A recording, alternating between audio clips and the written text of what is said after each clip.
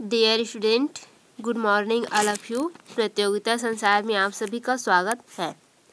आज का हमारा अध्ययन विषय है भौगोलिक अध्ययन में भौगोलिक सूचना प्रणाली यानी कि GIS की भूमिका, योगदान या महत्व। ये क्वेश्चन बहुत ही महत्वपूर्ण है और ये क्वेश्चन हमेशा पूछ दिए जाते हैं। तो चलिए देख लेते हैं। इंग्लिश में इसे कहते हैं role of geographical information system in geography study, यानी कि भौगोलिक अध्ययन में GIS इसे कहते हैं भौगोलिक सूचना प्रणाली। इसका क्या महत्व है या क्या भूमिका है या क्या योगदान है, ये तीनों एक ही पॉइंट है, लेकिन इसे क्वेश्चन में अलग अलग तरीके से पूछ दिए जाते हैं। कभी कभी क्या भूमिका है ये पूछते हैं, कभी कभी क्या योगदान है या क्या महत्व है ये पूछते हैं। इसीलिए हम तीनों को अथवा करके लिख दिए हैं। तो चलिए इसका आंसर भी देख लेते हैं। सबसे पहले छोटा सा सामान्य परिचय यानी कि प्रस्तावना देखेंगे, इसके बाद इसका मुख्य आंसर देखेंगे। भौगोलिक सूचना प्रणाली यानी कि GIS पृथ्वी की सतह पर भौगोलिक स्थिति के लिए डेटा संग्रह, विश्लेषण और कल्पना करता है। यानी कि जो पृथ्वी की भू सतह है उसकी जो भौगोलिक स्थिति है उसमें क्या करता है, उसके जितने भी डेटा है उसको संग्रहण करता है, उनसे संबंधित जानकारी, ये होता है डेटा, उनको एकत्रित करता है, फिर उनका विश्लेषण करता है, अलग अलग भागों में बांटता है, फिर उसमें कल्पना करता है इसका कौन क्या कारण है, किस प्रकार से इसका प्रभाव पड़ रहा है, इस प्रकार फिर उसका मानचित्रण वगैरह तैयार करते हैं। GIS एक कंप्यूटर आधारित उपकरण है जो स्थानिक संबंधों, पैटर्न और रुझानों की जांच करता है। यानी कि GIS क्या है, स्थानिक संबंधों को और उनके जो स्थिति है और रुझान है यानी कि उनके संबंधित जो भी केंद्रीय जानकारी है उन सभी तथ्यों की जांच करता है। वह क्या है, एक कंप्यूटर आधारित उपकरण है। भूगोल को डेटा से जोड़कर GIS भौगोलिक संदर्भ का उपयोग करके डाटा को बेहतर ढंग से समझा जा सकता है। यानी कि जो भूगोल शब्द है क्या है, यह आंकड़ों पर आधारित है। जितने भी भौगोलिक कारक है ये सभी क्या करते हैं, मानव को प्रभावित करते हैं और उनके प्रभाव के बहुत सारे परिणाम उत्पन्न भी होते हैं। तो इन सभी को हम जो GIS है उसके माध्यम से बहुत अच्छे तरीके से समझ सकते हैं, क्योंकि जो भौगोलिक आंकड़े हैं उनको क्या कर सकते हैं हम, जो GIS है ये क्या है, कंप्यूटर आधारित उपकरण है, इसमें यदि हम आंकड़ों को प्रदर्शित करते हैं तो वह अच्छे तरीक़े से हमें मानचित्र तैयार करके देता है, जिससे हमें बेहतर ढंग से उसे समझ सकते हैं। जैसे कि मानचित्र आपके मैप हो, भौगोलिक मैप हो, राजनीतिक मैप हो या अन्य किसी भी प्रकार के डायग्राम हो, जैसे पाई डायग्राम है, बार डायग्राम है, बिंदु आरेख है, ये सभी किसके माध्यम से हम GIS के माध्यम से आसानी से बना सकते हैं और बेहतर ढंग से समझा भी सकते हैं इस प्रकार से। फिर भौगोलिक सूचना प्रौद्योगिकी से अभिप्राय किसी स्थान अथवा क्षेत्र विषय से संबंधित आंकड़ों एवं सूचनाओं का एकत्रीकरण करना तथा कंप्यूटर द्वारा उन सूचनाओं की संगणना, भंडारण, विश्लेषण और उपयोग करने से है। यानी कि सूचना प्रौद्योगिकी यानी कि GIS का क्या अर्थ है, किसी स्थान या विषय क्षेत्र से संबंधित जो आंकड़ा है उनको एकत्रित करना या सूचनाओं को एकत्रित करना, फिर कंप्यूटर द्वारा उन सूचनाओं की गणना करना। यानी कि उनकी गणना किस प्रकार से करना, जैसे कि भौगोलिक कारक को आप उठा लिए हैं आंकड़ों में, उनकी भौगोलिक, जैसे कि मृदा है तो मृदा किन किन प्रकार के है तो इनको गणना की जाती है कि इस प्रकार की मृदा इतने क्षेत्र में पाया गया, इस प्रकार की मृदा इतने क्षेत्र में, फिर उसको मानचित्र तैयार कर लेता है कंप्यूटर इस प्रकार से। फिर उसको भंडारण करता है यानी कि उसको संग्रहित करके रखता है। फिर क्या करता है, विश्लेषण और उपयोग करता है। उस मानचित्र उपयोग कैसे करता है वो सभी लोगों को दिखाता है, जिससे लोग क्या करते हैं उसका उपयोग करते हैं ये। फिर नेक्स्ट पॉइंट है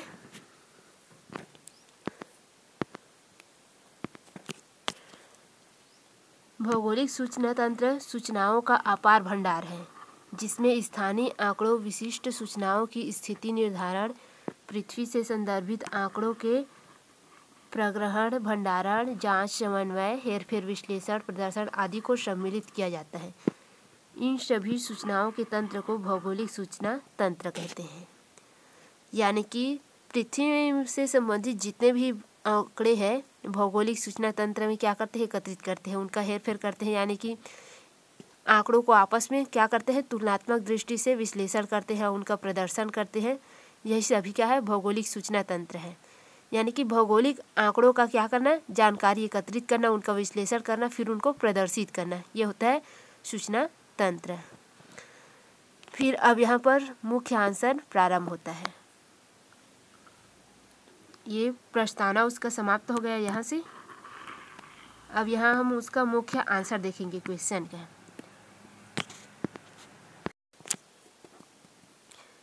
भौगोलिक क्षेत्र में भौगोलिक सूचना तंत्र यानी कि GIS का महत्व और उपयोग तीव्रता से बढ़ रहा है, जिसे हम निम्न प्रकार से समझ सकते हैं।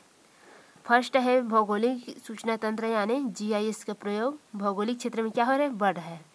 और किस प्रकार से बढ़ रहा है, भौगोलिक सूचना तंत्र यानी कि GIS का प्रयोग वर्तमान में जो संसाधन संरक्षण है एवं प्रबंधन है, इन कार्यों के लिए किया जा रहा है। और संसाधन संरक्षण यानी संसाधन क्या है, प्रकृति में प्राप्त जितने भी साधन है या पदार्थ है या तत्व है जिसे मनुष्य उपयोग करता है, वह सभी संसाधन है। मृदा, जल, ये सभी संसाधन हैं। और इन संसाधनों में बहुत सारे समस्याएं उत्पन्न हो रहे हैं। और कुछ संसाधन ऐसे हैं, खनिज संसाधन वगैरह जो समाप्य है, तो इनकी संरक्षण एवं प्रबंधन के लिए क्या किया जा रहा है, जो GIS है उसका प्रयोग किया जा रहा है। फिर सेकंड पॉइंट है मैपिंग, यानी कि जो आपके भौगोलिक क्षेत्र है उन सभी क्षेत्र का क्या करता है, ये GIS जो है मैपिंग तैयार करता है, मैप तैयार करता है। फिर है तीसरा क्षेत्र है दूरसंचार और नेटवर्क सेवाएं, यानी कि जो GIS है वो क्या करता है, सभी लोगों को दूरसंचार और नेटवर्क सेवाएं प्रदान करता है, एक दूसरे से जोड़ता है, जिसके वजह से क्या हुआ है, इतना विस्तृत जो विश्व संसार है वह एकदम लघु लगने लगता है। आप कहीं भी रहे, कहीं भी क्षेत्र में रहे, किसी भी कोने में ही रहे, लेकिन आपसे कितना भी दूर रहे कोई दूसरा व्यक्ति, उनके साथ संपर्क आप आसानी से कर सकते हैं। ये है GIS की एक और उपलब्धि, जो भौगोलिक उपलब्धि है। यह भौगोलिक दूरी को कम कर रहा है। इसका मतलब पर्यावरणीय प्रभाव विश्लेषण, इसमें क्या करता है, जो पर्यावरणीय प्रभाव है उसका विश्लेषण कौन करता है, GIS के माध्यम से होता है। किस क्षेत्र में ज़्यादा उसका प्रभाव है, किस क्षेत्र में कम प्रभाव है, किस क्षेत्र की स्थिति क्या है, किस क्षेत्र की स्थिति क्या है, कहाँ पर प्रदूषण अधिक है, कहाँ पर प्रदूषण कम है, ये सभी जानकारी GIS के माध्यम से हम क्या कर सकते हैं, आसानी से देख सकते हैं, समझ सकते हैं, और उसके लिए एक योजना वो तैयार कर सकते हैं, सिर्फ एक ही जगह में बैठे बैठे। फिर है शहरी नियोजन, वर्तमान में शहरी समस्या बहुत ही अधिक है, तो शहरी नियोजन के कार्य भी GIS के माध्यम से ही किया जाता है, तैयार किया जाता है। क्योंकि किस सभी क्षेत्र में हम एक साथ नहीं जा सकते, तो उन सभी क्षेत्रों को हम GIS के माध्यम से एक साथ देख सकते हैं, वहाँ की सिचुएशन को समझ सकते हैं। तो ये क्या है, शहरी क्षेत्र में भी इसका महत्वपूर्ण योगदान है। इस प्रकार से ये जो भौगोलिक क्षेत्र में जो भौगोलिक सूचना तंत्र है यानी कि GIS है, इसका महत्वपूर्ण योगदान है। तो इसका व्याख्या अब नीचे हम समझेंगे। अब देखते हैं इनकी व्याख्या।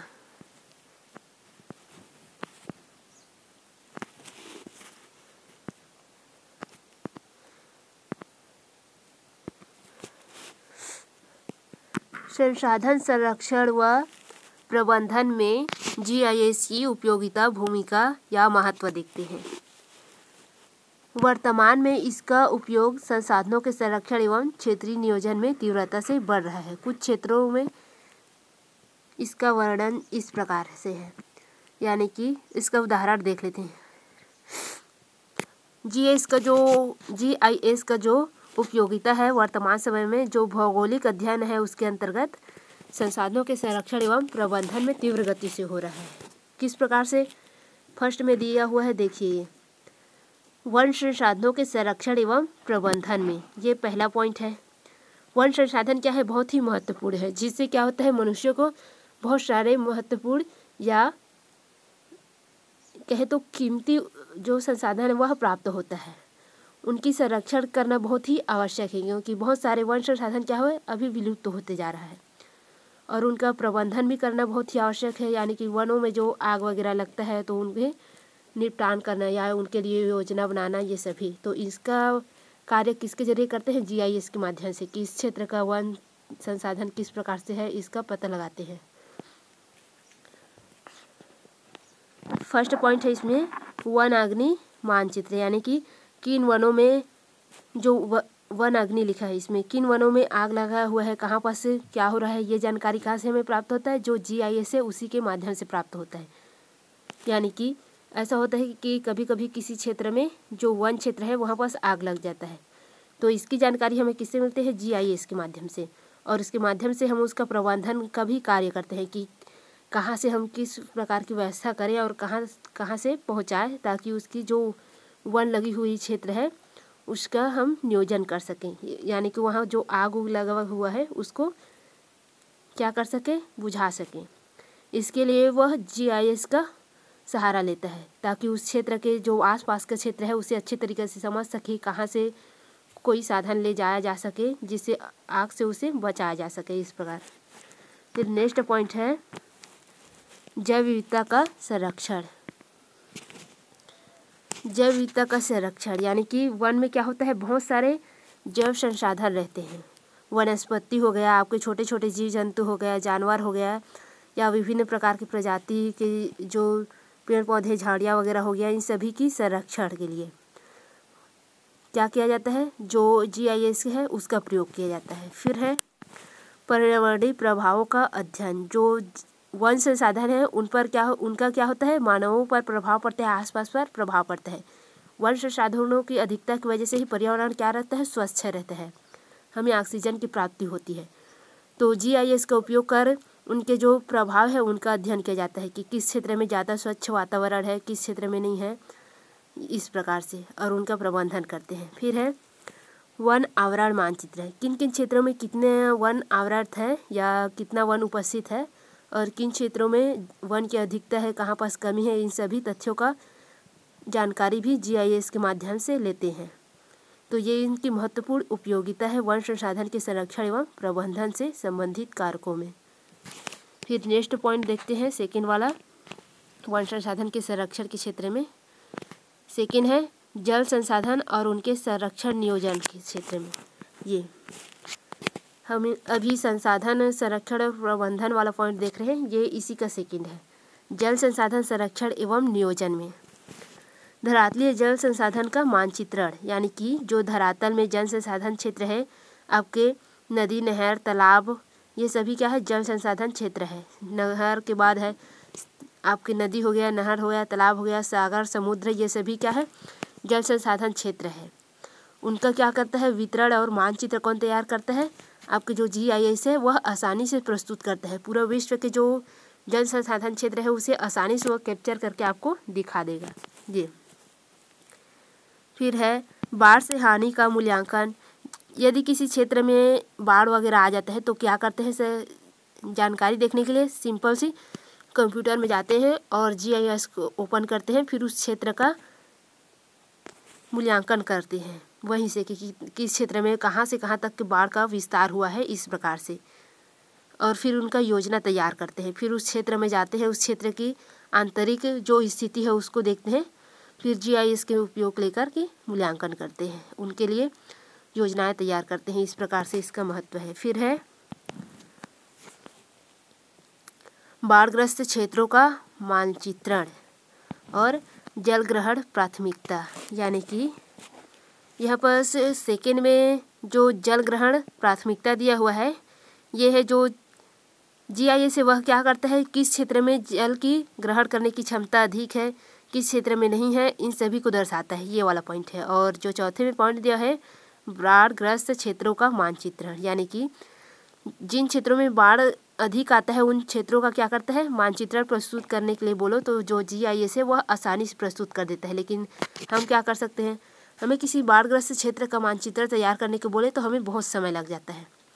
किन किन क्षेत्रों में बाढ़ग्रस्त है ये हमें जानकारी एकत्रित करना पड़ेगा, डाटा, इसके बाद हम उसका मानचित्र तैयार करेंगे तो बहुत टाइम लगेगा। किंतु जो GIS है वो क्या करता है, तुरंत कुछ सेकंड में ही बाढ़ग्रस्त क्षेत्रों का पता भी लगा लेता है, उसका मानचित्र भी प्रस्तुत कर देता है हमारे सामने, ये है। फिर नेक्स्ट पॉइंट है मृदा संसाधन संरक्षण। मृदा संसाधन संरक्षण, इसमें क्या करते हैं, मृदा मानचित्र तैयार करते हैं, यानी कि किस क्षेत्र में मानचित्र मृदा जो है किस प्रकार के हैं ये। फिर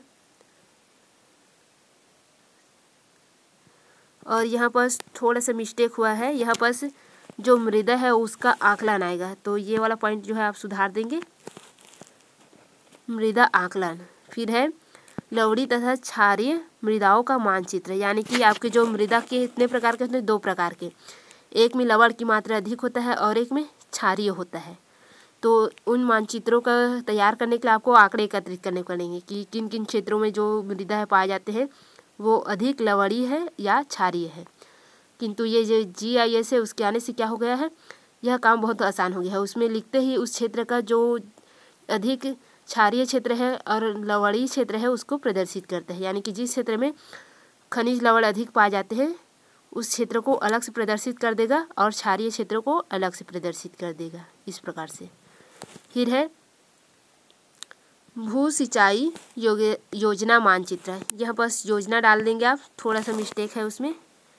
तो भू सिंचाई योजना मानचित्र, यहाँ बस क्या करते हैं, जो भूमि में सिंचाई करना है उस योजना का मानचित्र तैयार कर देता है GIS के माध्यम से, क्योंकि हम बनाते हैं तो उतना सही तरीके से नहीं बन पाता जितना GIS प्रस्तुत करता है। फिर है कृषि संसाधन संरक्षण में GIS का उपयोग। उन्नत डाटा में मिट्टी के आंकड़ों का विश्लेषण करने के साथ साथ GIS डाटा अधिक कुशल कृषि तकनीक बनाने में मदद करता है, यानी कि जो GIS है वह क्या क्या है, जो मिट्टी संबंधित आंकड़े को क्या करता है, विश्लेषण करने के साथ साथ हमें उससे संबंधित जो तकनीकें हैं उसके निर्माण में भी बहुत सारे मदद कर रहे हैं। इससे दुनिया में विभिन्न हिस्से में खाद्य उत्पादन बढ़ रहा है, जो फसल सामग्री है वह बढ़ रहा है। तो इसमें फर्स्ट जो पॉइंट है, फसल क्षेत्र व उत्पादन का आकलन, यानी कि किस क्षेत्र में कितना फसल हुआ है और कितना उत्पादन हुआ है इसका आकलन GIS के माध्यम से आसानी से हम कर सकते हैं, उनका तुलना कर सकते हैं अपने क्षेत्र से, और उनका जो विधि है उनका प्रयोग कर हम भी उतना फसल उत्पादन कर सकते हैं, इस प्रकार से। तो मानकर चलिए कि जो GIS है उसका उपयोगिता हर एक क्षेत्र में है, संसाधन प्रबंधन के साथ साथ अन्य क्षेत्रों में भी है, जो कि हम नीचे देखेंगे। फिर है सूखे का मूल्यांकन, किसी क्षेत्र में क्या हो रहा है, फसल अधिक उत्पादित हुआ क्योंकि वहाँ के वर्षा वगैरह सभी सही तरीके से हुआ है, लेकिन कुछ क्षेत्र ऐसे हैं जहाँ पर वर्षा कम होती है जिससे वहाँ पर अकाल या सूखा हो जाता है। तो उस क्षेत्र का मूल्यांकन हम GIS के माध्यम से कर सकते हैं, क्योंकि ज़रूरी नहीं कि हम हर समय हर एक क्षेत्र में उपस्थित हो सके, तो हम किसी भी स्थान पर रहे उसका मूल्यांकन कर सकते हैं GIS के माध्यम से। फिर है फसल उत्पादकता मॉडलों का विकास, यानी कि GIS जो सूचना तंत्र है वह क्या करता है, जो फसल के उत्पादन है उनसे संबंधित मॉडल का विकास करता है। फिर है वन्य जीव संरक्षण में, वनों में जो जीव रहते हैं अनेक प्रकार के छोटे छोटे बड़े बड़े पशु पक्षी, उनका जो है संरक्षण GIS के माध्यम से आसानी से योजना तैयार कर सकते हैं। किन किन क्षेत्रों में किन किन प्रकार के जीव जंतु पाए जाते हैं, इन सभी का जानकारी हमें कहाँ से प्राप्त होगा, GIS के माध्यम से आसानी से प्राप्त हो जाता है, और फिर हम उनकी सुरक्षा की योजना तैयार कर सकते हैं। फिर है समुद्री संसाधनों के संरक्षण में, समुद्री संसाधन यानी कि समुद्र में क्या है, बहुत सारे खनिज संसाधन पाए जाते हैं, हीरा मूंगे मोती मछली, ये सभी संसाधन वहाँ पास पाए जाते हैं। अब उनके संरक्षण के लिए हम समुद्र के अंदर तो नहीं जा सकते, लेकिन जो GIS है वो क्या करता है, उसके माध्यम से हम समुद्र के अंदर भी आसानी से देख सकते हैं और उनका संरक्षण कार्य का योजना भी तैयार कर सकते हैं। फिर है खनिजों का आकलन व संरक्षण में, जो खनिज संसाधन है समुद्र के अंदर हो या धरातल में हो, कहीं पर भी हो, उनका आकलन और संरक्षण के जो जानकारी है वो कहाँ से प्राप्त हो जाएंगी, GIS के माध्यम से। हम उसका आकलन आसानी से कर सकते हैं और संरक्षण के लिए भी योजना तैयार कर सकते हैं, इस प्रकार से। आपको एग्ज़ाम में कुछ नहीं करना है, सिंपल से ये पॉइंट वगैरह लिखना है, क्योंकि इधर उनका व्याख्या हो चुका है। अब हम आते हैं सेकेंड, जो भौगोलिक मैपिंग का क्षेत्र है मानचित्र तैयार करने का, उसमें GIS की उपयोगिता या महत्व। वो फर्स्ट टॉपिक कंप्लीट हुआ, जो संसाधन है उनका प्रबंधन और संरक्षण वाला पॉइंट। अब सेकेंड पॉइंट है मैपिंग का। GIS का उपयोग डाटा की एक दृश्य व्याख्या करने के लिए किया जाता है, यानी कि जो डाटा हमारे पास एकत्रित हुआ है उनका दृश्य व्याख्या, यानी कि उनका जो वास्तविक दृश्य है वह क्या है। ये गूगल मैप वेब आधारित GIS मैपिंग समाधान का एक उत्कृष्ट उदाहरण है। यानी कि डाटा को दृश्य रूप में प्रस्तुत करने का जो गूगल मैप है वो क्या करता है, एक महत्वपूर्ण उदाहरण है। इसका उपयोग कर लोग रोजमर्रा की जो नेविगेशन है वह पर, यानी कि सड़कों का पता लगाना, किस स्थान पर हमें जाना है, वो आसानी से क्या कर लेते हैं, हम देख लेते हैं। और किसी भी स्थान की जानकारी चाहिए तो गूगल मैप में जाते हैं और वहाँ पर सिंपल से नाम लिखते हैं, फिर वह दिखा देता है। वेब आधारित नेविगेशन मानचित्र जनता को उपयोगी जानकारी प्रदान करने के लिए GIS डेटा का उपयोग करता है। यानी कि जो जनता गूगल मैप के माध्यम से किसी क्षेत्र की जानकारी लेता है वह किसके द्वारा प्राप्त होता है, उन्हें GIS के माध्यम से। तो ये क्या है, मैपिंग के क्षेत्र में महत्वपूर्ण भूमिका अदा करता है। फिर नेक्स्ट है उनकी उपयोगिता या महत्व, दूरसंचार और नेटवर्क सेवाएं। इस क्षेत्र में जो GIS है संगठन है वो क्या करते हैं, अपने जटिल नेटवर्क डिज़ाइन, अनुकूलन, योजना और रखरखाव गतिविधियों में भौगोलिक डाटा को शामिल कर सकते हैं। यह डाटा बेहतर ग्राहक संबंध प्रबंध और स्थान की सेवा के माध्यम से दूरसंचार की प्रक्रिया को बढ़ाता है। यानी कि ये क्या करता है, जो GIS है ये बहुत सारे जो बेहतर सुविधाएं हैं उनको क्या करता है, ग्राहकों तक पहुंचाता है, लोगों तक पहुंचाता है, स्थान तक पहुंचाता है, जिसके माध्यम से हम क्या कर सकते हैं, वर्तमान में हम यहाँ पर रहेंगे भारत में और अमेरिका में किसी भी व्यक्ति से कॉल कर सकते हैं, उसके वहाँ की जानकारी ले सकते हैं।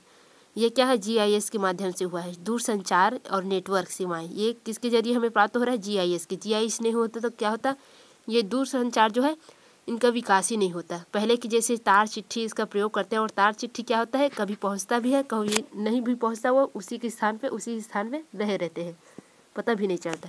लेकिन ये दूरसंचार और नेटवर्क सेवाएँ ये ऐसी है कि आप यदि कभी कभी तार के माध्यम से भी पार्सल डालो तो क्या होता है, वह कहाँ पर पहुँचा है इसका भी ट्रैकिंग दिखाता है। जैसे कि आप ऑनलाइन किसी चीज़ को मंगाते हैं तो क्या होता है, उसको ट्रैक कर सकते हैं कि कहाँ पर पहुँचा है हमारा जो वस्तु हम ऑर्डर किए हैं, इस प्रकार से। फिर है नेक्स्ट पॉइंट, पर्यावरणीय प्रभाव विश्लेषण।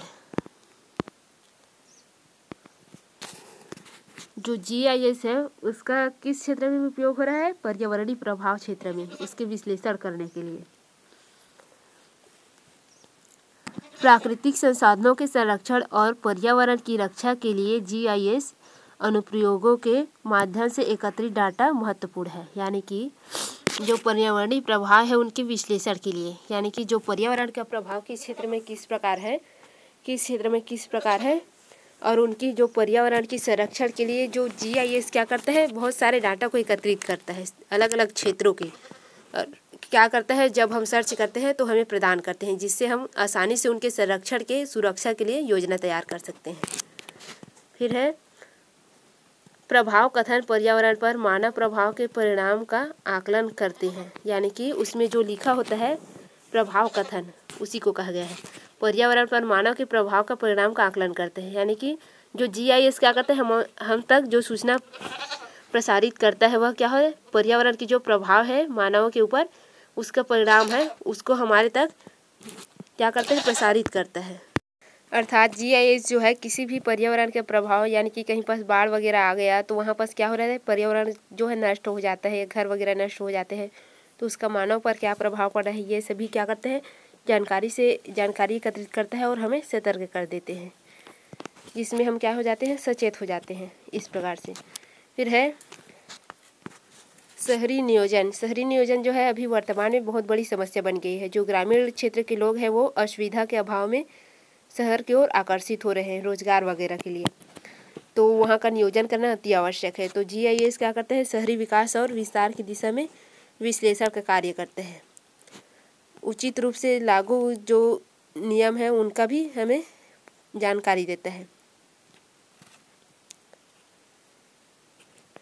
हम क्या कर सकते हैं, जो GIS डाटा है उसके माध्यम से किसी क्षेत्र में, शहरी क्षेत्र जो है वहाँ का क्या करते हैं, जनसंख्या कितनी है, वहाँ का खाद्य उत्पादन कितना है, कितना वहाँ पास खाद्य संसाधनों की ज़रूरत पड़ेगी, इन सभी का आकलन क्या कर सकते हैं, GIS के माध्यम से आसानी से कर सकते हैं। और उनके विकास के लिए क्या कर सकते हैं, नए स्थान, यानी जनसंख्या अधिक है तो उनके जनसंख्या को नए स्थान पर स्थानांतरित करने के लिए योजना तैयार कर सकते हैं। यदि खाद्य संसाधन की कमी है तो उनके लिए विकास के लिए खाद्य संसाधन की उपलब्धि और पूर्ति कराने के लिए भी योजना तैयार कर सकते हैं। तो इन सभी का समाधान जो GIS है वह आसानी से कर सकता है, उनके माध्यम से हम आसानी से कर सकते हैं। फिर अन्य पॉइंट में आगे, अन्य पॉइंट में है आपका 6वां, डेयरी उद्योग वितरण उत्पादन दुकानों के स्थान की पहचान के लिए GIS डेटा का उपयोग करता है। यानी कि हम क्या करते हैं, किसी भी क्षेत्र, स्कूल हो या कोई भी उद्योग हो या दुकान हो या किसी के घर हो, उनकी पहचान के लिए क्या करते हैं, सिंपल से गूगल मैप या किसी अन्य जो GIS सिस्टम है, GPS है, उसमें जाते हैं, फिर क्या करते हैं, सर्च करते हैं, तो वह उस क्षेत्र को दर्शाता है। तो इससे क्या होता है, हमें मदद प्राप्त होता है। ये सभी प्रकार के जो भौगोलिक विशेषताएं हैं ये GIS में उपलब्ध है। तो ये GIS का क्या है, भौगोलिक क्षेत्र के अध्ययन में महत्वपूर्ण भूमिका अदा करता है। अब उसका निष्कर्ष देख लेते हैं। इस प्रकार भौगोलिक अध्ययन में भौगोलिक सूचना प्रणाली यानी कि GIS की भूमिका योगदान महत्वपूर्ण जो क्या है स्पष्ट होता है। इस भौगोलिक जो प्रौद्योगिकी है सूचना प्रणाली, इसमें क्या होता है, इस प्रौद्योगिकी का प्रयोग वैज्ञानिक अनुसंधान, संसाधन प्रबंधन, संपत्ति प्रबंधन, पुरातात्विक कार्यों, शहरीकरण व अपराध विज्ञान में होता है। उदाहरण के तौर पर GIS के द्वारा ये पता लगाया जा सकता है कि कौन से क्षेत्र में प्रदूषण कितना है। इस प्रणाली के माध्यम से आंकड़ों को सरलता से समझा और वर्गीकृत किया जा सकता है। ये क्या है, जो GIS का है उसका महत्वपूर्ण विश्लेषण, उसका भूमिका, उसका निष्कर्ष भी कंप्लीट हो गया। तो इस प्रकार से आपका आंसर कंप्लीट होता है। आप इसे पहले नोट कर लेंगे, इसके बाद आपको अच्छे तरीके से समझ में आ जाएगा। तो यदि आपको और भी किसी भी प्रकार की क्वेश्चन चाहिए तो आप कमेंट जरूर करेंगे, उसका आंसर भी हम तैयार करने का प्रयास करेंगे। धन्यवाद।